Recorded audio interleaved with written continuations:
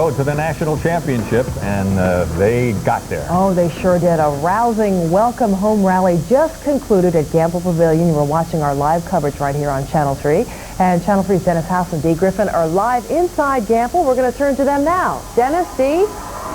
Well, Denise and Al, it certainly was a fun experience, wasn't it? It was wonderful. Very great to be here, to see the momentum, all the people. It was really packed here. It really was. I really enjoyed that last kind of a victory romp around that was great. Also, an extra treat. The guys rapping to rap artist DMX, Stop, Drop, Shut 'Em Off, Love.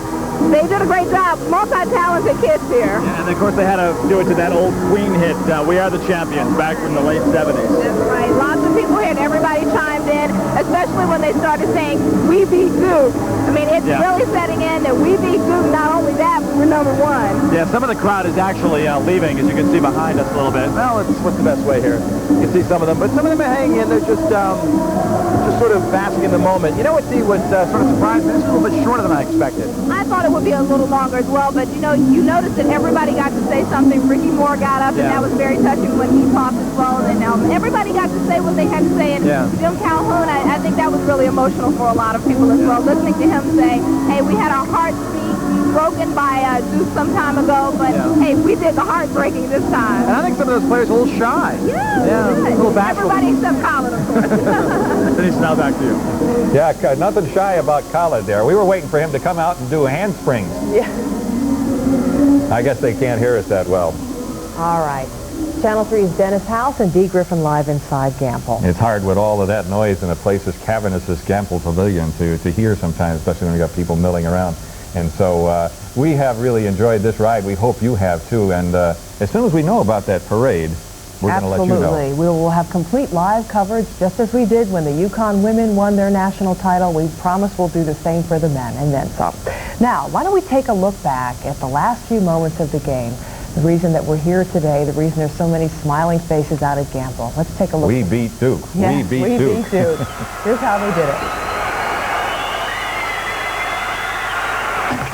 You'll need a 3 to tie.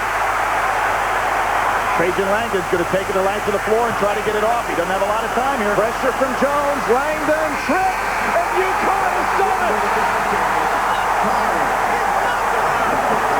El Amin comes over and says, "We shocked the world." Folks, you got to believe, because just when people say you can't, you can. And UConn has won the national championship in its first attempt in a final. What a crowning moment for Coach Calhoun. It sure was. And, you know, as he spoke there up at Gamble today, he talked about how much credit he wanted to give to the fans, especially there at Gamble, and how supportive they've been. And he said when we needed you, the times during the season when the pressure increased, when they had the injuries and so on, the Gamble fans, the loyal Husky fans, were there. Very gracious. I couldn't help notice, too, how calm he seemed. He seemed so relaxed and so mellow, sort of at inner peace, and I guess a national title will do that for you. That'll do it for you. Build a lot of confidence. We want to mention that we do understand the planning is in the works for a parade for the national champions. We are not sure when. There has been a report that something was planned for April 10th. We can't confirm that. But as soon as we have all the details, of course, we'll pass it along to you. And once again, we're promising live team coverage. And did you notice in the highlights we just showed you of the closing moments of the game and then the aftermath, you saw the Duke coach, Mike Krzyzewski, hugging Avery, the player who also hails from Augusta, Georgia, the same as Ricky Moore. In fact, they played for the same high school together, and they were a couple of years apart. But how he was hugging him, you could see the emotion. You could see it in Coach Krzyzewski's eyes. And he made a comment after the game about this being not so much about basketball, but about relationships. The coach for the players, and the players for the players for the fans, and so on. And I think that really, it is more than basketball. It really is, and Coach Calhoun showed he certainly has a huge heart. We want to take a look now at a piece that Channel 3's Eric Clemens put together, a profile of Coach Calhoun. Let's take a look. Clearly, Jim Calhoun, through intelligence and sheer will, has helped mold the UConn basketball program into one of the best in the nation. Unfortunately, until this season, he had failed to break through into the Final Four. But now that he has, we've seen a definite change in the personality of Coach Jim Calhoun. While virtually prowling in front of the Connecticut bench over the past 13 seasons, Jim Calhoun might appear to be, well, pushy, maniacal, and demanding. But his first ever berth in the Final Four has allowed us to get a look from another angle. And with it, we see a reflective, humorous, and even a gentle side. Now that he finally can be talked about for what he has accomplished, instead of being short a Final Four, he has taken time to discuss image. Someone asked me the other day that I don't smile a lot and this and that and so on, and I said I just have to show my emotions in different ways, and what it is simply is I have the same kind of life everybody else does. I have friends who have tragedies in their life and there's ecstasy in my life, and mine happens to be done before a camera or across the screen, but it's the same as you all feel, I'm sure, and the same kind of things that happens in your life. Lately, anyone who can see or hear Jim Calhoun will know of his first-time grandfatherhood. His first meeting with his newborn granddaughter came upon arriving here in St. Petersburg. Clearly, you know, we're whisked there, and we get there, we have 300 fans, and that was all great and stuff, but when I walked in and saw, you know, some preciousness there, it was absolutely unbelievable, and clearly she's the most beautiful young child in the world, but I'm prejudiced, and I admit to that, but she is beautiful. Intensely competitive as he is loyal, you might not think this 56-year-old has time for sentimental, touchy-feely stuff while putting together the Big East's most dominant program of the 90s. But he does, and for his previous lack of a breakthrough into the Final Four, this year there's no lack of pride exhibited for accomplishments up to now. If I had walked away from coaching at the end of this year and we had not made the Final Four, I would have felt no less. I don't feel like I'm a better coach than I was 2 weeks ago. No worse coach. I only think that once again, as I told about perceptions, the idea of perception or expectations, I think you need to fill what you own on. My obligation is to come to Connecticut in 1986 and do the best I possibly can, and we think we've done almost the best we possibly can. The best would be winning national championships. The tell-all sign that there's more to Jim Calhoun than meets the eye comes from those closest to him. Family, friends, players, and coaches, who all keep coming back. It's two different people, because, like with a basketball player, you have that competitiveness on the court. And when you're in, the heat of the game, you just want to win, so, you just want to win. And, and your emotions get involved in it. And then off the court, he's a relaxed, calm guy. He jokes with us, he laughs with us. And that's what people don't really say about Coach Calhoun. Well, he's always had that balance. And, outwardly, when you see him coaching on the sidelines, you don't necessarily see the common influence that he has. But no one takes a camera behind the scenes in his office when he's there to hug a guy and, help them through some difficult times and helping them mature. So during their career, they've learned that, the pluses and minuses, or the both sides of what, maturing is about. And I think that once they leave the University of Connecticut, they see it even better, and that's why they always, appreciate what he's done for them. I think they don't see the side of him, when he's calling down to see how Quincy Hartnett's doing, and he's trying to find out how John Gwynn's doing, and obviously his relationship with Joe McGinn. That's the other side of him, and I think he's, a very caring person, and he's very, very loyal to the people that are around him. Heading into tonight's championship game, even though he's reflective, the competitive pride and determination still rises. I think maybe later on I'll look back upon this last couple of weeks, and hopefully with a great deal of fondness. I see no reason why it won't be. But right now, our job is to get our team prepared and focused in on this opportunity. We've had some terrific kids who played for us. Not one of those kids ever let me down, never frustrated me. They only brought me a great deal of happiness and brought our program and our state and our university a great deal of success. And of course, last night, no better way to culminate this special season than UConn's national championship. Reporting from Tropicana Field here in St. Pete, Eric Clemens, Connecticut's Husky Station. Thank you, Eric. And have you heard the final score was 77-74? Plenty of times. We love hearing it, though. Never get tired of that. Channel 3's Dennis House is live at Gamble, where the Welcome Home Rally concluded, about 10 minutes ago. Dennis? Well, Denise, in case you don't know the score, of course, it's emblazoned across the scoreboard here at Gamble Pavilion. But as you can see behind me, most of the crowd is starting to go home and filtering across the campus. This place was just a madhouse a few moments ago. Some of these folks didn't get a chance to go down to St. Petersburg to watch the game, but one lucky person who was there is Linnell Lee. She is a member of the UConn Huskies basketball cheerleading squad. Linnell, thanks for being with us. How was it down there? Looking back on it. It was a very, very good game. Everyone thought we were going to lose, but we won. We played hard, and we played very good. Walk us through what was going through your mind and what the squad was doing when the game was finally over and they were officially champions. we were jumping up and down, going crazy. They didn't want us to stand up, but we had to. We just had to support our team the best way possible. We could not be patient. We had to be so excited. When you tried out for the UConn cheerleading squad last year, did you ever think you'd be on national television at a national championship game? No, I didn't even think I was going to travel. Oh, you've traveled all right. What was last night like in terms of celebrations after the game? What was done? We had a pep rally at the guys' hotel. It was a lot of people showed up. It was a lot of media there, and we cheered and the band played. We did things like that. What time did you go to bed? 4 o'clock in the morning. And your flight was at what time? 6. You're a tired young lady. We'll get some sleep, and thanks for being with us. Linnelli, a sophomore here at UConn, and also on the UConn basketball cheerleading squad. We're also joined now by a couple of fans. Sir, you're from Waterbury. What's your name? My name is Nick Crawshaw. I'm here from Waterbury. I'm glad to see Edmund Saunders do a great job and a great game. And you know, when I seen the Duke girls the other night, I knew that Duke was going to lose. When the girls lost, I just had it in my mind that the boys were going to lose. When did you decide that you had to be here today for this Why rally? did I have to be here? Because I support our people in Waterbury. I support Edmund Saunders. I support UConn.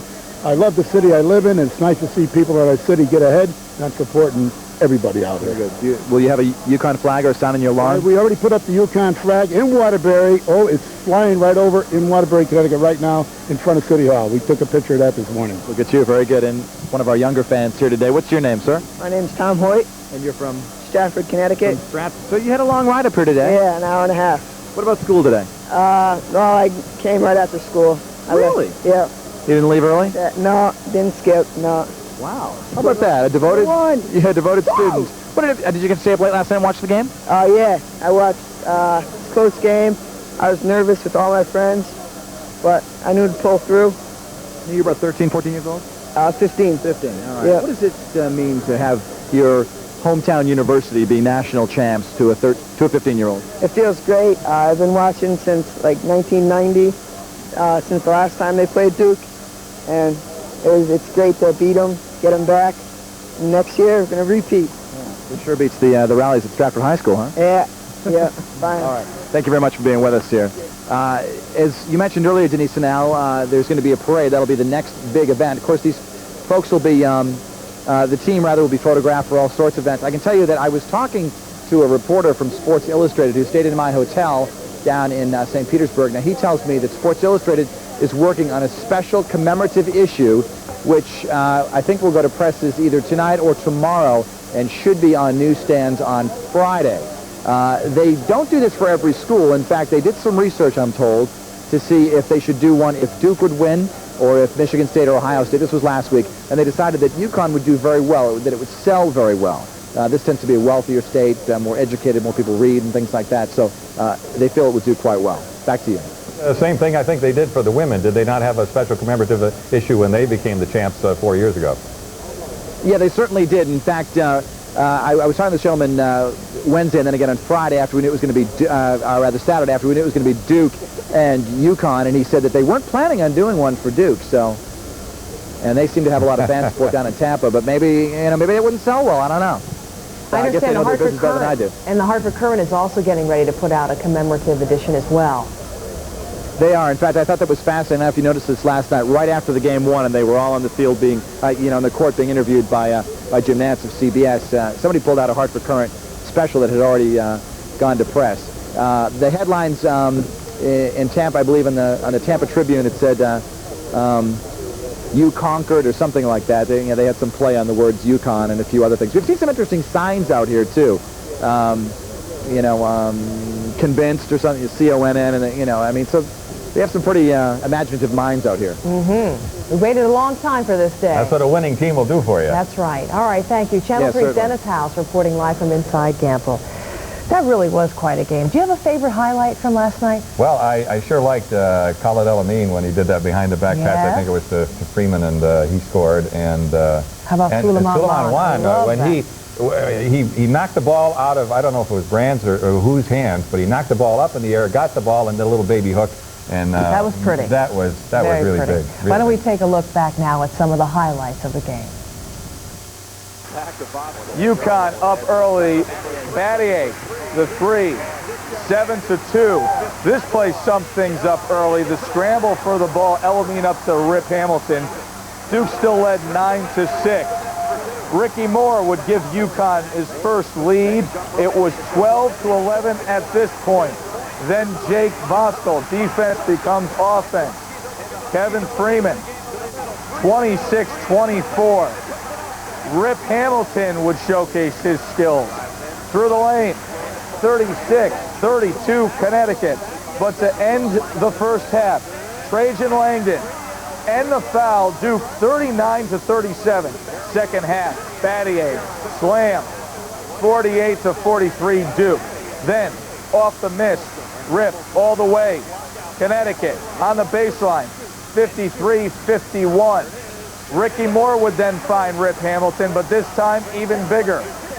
Spotting up Rip for the three, 62-57. Then Battier, when they really needed it, out to Langdon, 73-72, a one-point Connecticut lead. Khalid El-Amin would come up huge down the stretch, 75-72 UConn, but the play of the game, Langdon, when they needed it, 5 seconds left, traveling. So El-Amin would go to the line to seal the deal. The free throw, both would be good. 77-74 is your final. And there you go. Duke tripped. They did more than that, too. They lost. Well, we've just got a call into our newsroom to inform us that Ricky Moore is going to be on the cover of that commemorative Sports Illustrated issue that Dennis House was just talking about. And is that going to be out tomorrow? I believe, yes, tomorrow. That's what we're told. So look for that on your newsroom. And Khalid El-Amin was on the cover, a couple of weeks ago, I think. Yeah, there it is, as a matter of fact. Yep. The complete guide to March Madness, and little did we know, but of course, I think he knew somehow that it was going to come to this. Wow, and it's this kind of visibility that is really enhancing the university's stature just nationwide. Imagine what this will do for recruitment. Absolutely, and they had a great program before. I mean, everybody's going to want UConn, and we know you want more, so stay with us. WFSB.com, paving the superhighway with the first live-action reports in color and online. The news that's important to you at the tip of your fingers, anytime, anywhere. From the headlines to the weather, WFSB.com is the most updated news source for your area. All you need to know in local news at the tip of your fingers. From Channel 3, Connecticut's news station.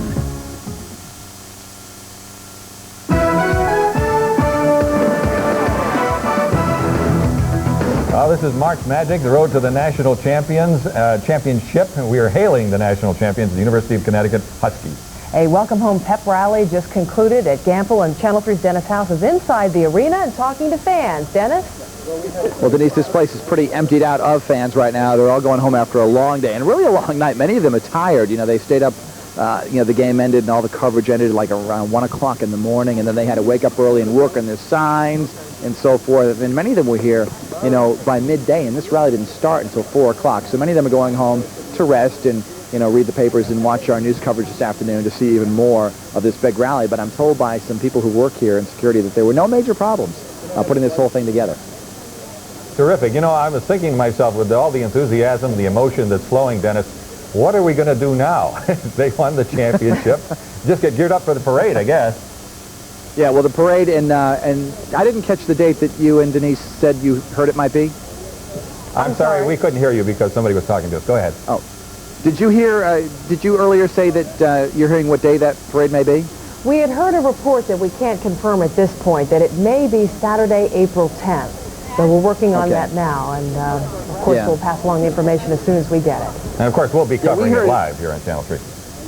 Oh, absolutely. We'll all be there. We heard it's definitely not going to be this weekend because of Good Friday and Easter weekend and so forth. And, they want to be able to plan it well. Through the streets of Hartford and get a lot of people out there, which I don't think will be a problem after today and all the, I know that our ratings last night for the game, I don't know if you had mentioned that earlier. At one point, we had a 78 share, which means 78% of the TV sets in Connecticut in the Hartford, New Haven market were on that game. That's a good chunk of people watching. I'll say. Sure is. Watching UConn.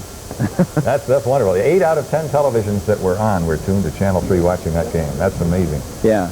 Yeah, so, Husky fever is certainly spreading. And as I alluded to earlier when I was down in St. Petersburg last week, I mean, many of the people who actually were working at the hotels and stuff there, they latched onto UConn because the UConn fans were so wild. They came down, and of course, you know, we're escaping a long and cold and gray winter here, so when you get down there, you know, people really let it all hang out, so to speak, and went kind of nuts, and, you know, they were admired by the people down there. Said, hey, you know, so, you know, I know we showed a couple of people who were working at the Clearwater Beach Hilton, which was sort of the base for the UConn Alumni Club. The folks there were all wearing UConn T-shirts. That's great. Now, did you see many UConn people on the plane coming home this morning?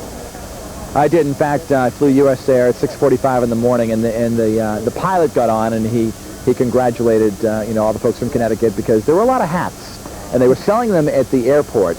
Yeah, I got at the airport probably like I don't know, 5:30 in the morning, and they were they had all the shirts laid out, and just at that moment, someone said, "I got the championship hats." And this guy walked in with a big box, and everyone was jumping on them, $20 a piece, and they sold like nothing. Oh, they'll continue to sell, I'm sure, too, Dennis. Yeah. Any, can you remember, we only have a few seconds left, but do you have a highlight of your time in St. Petersburg? A shining moment, shall we say? A shining moment. I think it was, you know, some of the young kids who were down there, they really, you know, I mean, years from now they're going to look back and say, wow, I went to a Final Four, like 6 and 7 years old, and their parents took them down. I think that was really one of the highlights. And just to see all the Connecticut pride, I would say it was a classier expression of fan support, so to speak. I know a lot of Michigan people went down there, and, you know, they had all sorts of body paint and things like that, but Connecticut people were pretty classy down there. They sure are. All right, Dennis, thank you so much. Dennis House reporting live from inside Gampel Arena.